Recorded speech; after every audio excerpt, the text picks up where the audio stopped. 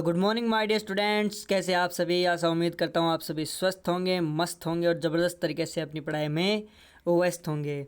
My dear students, आज हम हिंदी का एक टॉपिक पढ़ने जा रहे हैं, सर्वनाम। हिंदी का एक टॉपिक पढ़ने जा रहे हैं सर्वनाम, जिसका आज हम पार्ट फर्स्ट पढ़ेंगे। पार्ट फर्स्ट में हम थोड़े बहुत सर्वनाम पढ़ेंगे, उसके बाद अगली क्लास में और पढ़ेंगे। तो बढ़ते आज क्लास में आगे।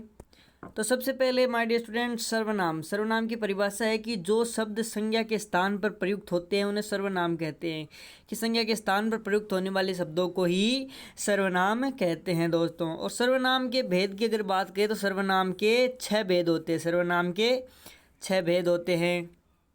तो सर्वनाम के 6 भेद कौन से हैं? पहला है पुरुषवाचक सर्वनाम, दूसरा है निजवाचक सर्वनाम, निश्चयवाचक सर्वनाम, अनिश्चयवाचक सर्वनाम, प्रश्नवाचक सर्वनाम और संबंधवाचक सर्वनाम। माय डियर स्टूडेंट्स, इनके लिए आपके लिए मैंने एक ट्रिक बनाई है। वो ट्रिक ये है कि पुरुष ने जो निज से स्वयं, निज मतलब अपना, निज मतलब स्वयं, निज से जो प्रश्न पूछने का निश्चय कर लिया उसका निश्चय से कोई संबंध नहीं। तो पुरुष से तो हो जाएगा पुरुषवाचक सर्वनाम, पुरुषवाचक सर्वनाम। निज से हो जाएगा निजवाचक सर्वनाम, प्रश्न से हो जाएगा प्रश्नवाचक सर्वनाम, निश्चय से हो जाएगा निश्चयवाचक सर्वनाम, अनिश्चय से हो जाएगा अनिश्चयवाचक सर्वनाम और संबंध से हो जाएगा संबंधवाचक सर्वनाम। ये एक ट्रिक के तौर पे आप याद कर सकते हो कि पुरुष ने जो निज से प्रश्न पूछने का निश्चय कर लिया उसका निश्चय से कोई संबंध नहीं। इस प्रकार से आप 6 के 6 जो सर्वनाम है वो याद कर सकते हो इजीली।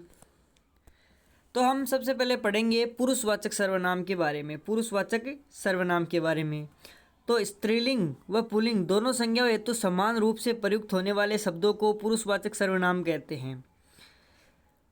और पुरुषवाचक सर्वनाम के 3 भेद होते हैं: अन्य पुरुषवाचक सर्वनाम, मध्यम पुरुषवाचक सर्वनाम और उत्तम पुरुषवाचक सर्वनाम। अब हम तीनों सर्वनामों को एक एक करके पढ़ेंगे।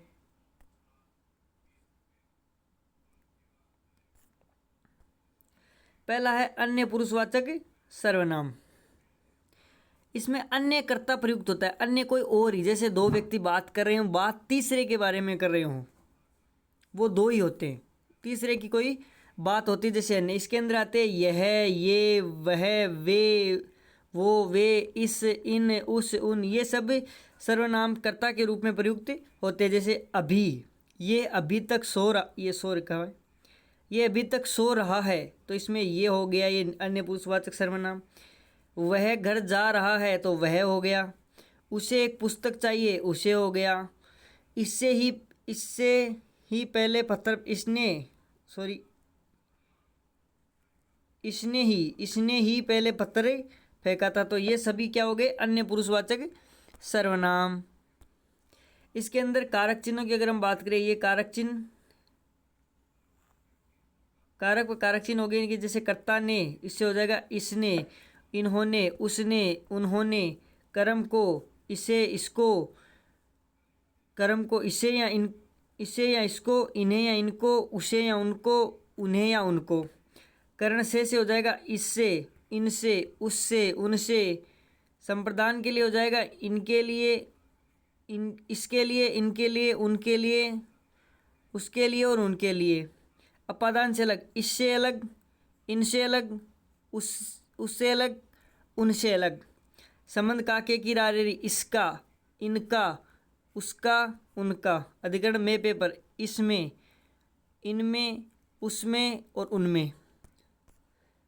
अगला जो है वो है मध्यम पुरुषवाचक सर्वनाम। मध्यम पुरुष मतलब प्रस्तुतकर्ता, सुनने वाला। यहाँ सुनने वाले की बात की जाती है, जैसे तुम, तू, तुम, आप। जैसे तू पहले मेरी बात सुन, इसमें तू हो गया। तू चुप रहे, तू हो गया। तुमने फूल पहले देखा था, इसमें तुमने हो गया। आपको कल बाजार में देखा था, यह आपको हो गया। ये सभी मध्यम पुरुषवाचक सर्वनाम है। इनके लिए जैसे तुम, तू, तुम और आप, तो तूने, तुमने, आपने। तुझे, तुम्हें, आपको, तुझसे, तुमसे, आपसे, तेरे लिए, तुम्हारे लिए, आपके लिए, तुझसे अलग, तुमसे अलग, आपसे अलग, तेरा, तुम्हारा, आपका, तुझ में, तुम में और आप में। ये कारक चिन्ह कर्ता विभक्ति चिन्ह के हिसाब से हो गए। अगला है उत्तम पुरुष सर्वनाम। उत्तम पुरुष सर्वनाम मतलब कर्ता स्वयं, जो बोलता है, बोलने वाला कर्ता स्वयं। इसमें हो जाएगा मैं और हम। जैसे मैं अभी पढ़ रहा हूँ तो इसमें मैं हो गया। हम तब खेल रहे होंगे, इसमें हम हो गया। मैंने गृह कार्य कर लिया है, मैंने। हमें अब चलना चाहिए, तो ये हमें हो गया। इनके कर्ता कारक विभक्ति चिन्ह में हो जाएगा मैं और हम के लिए मैंने, हमने, मुझे, हमें, मुझसे, हमसे, मेरे लिए, हमारे लिए, मुझसे अलग, हमसे अलग, मेरा, हमारा, मुझसे, हम, मुझ में और हम में। ठीक है। और दूसरा हमारा जो सर्वनाम है वो है निजवाचक सर्वनाम।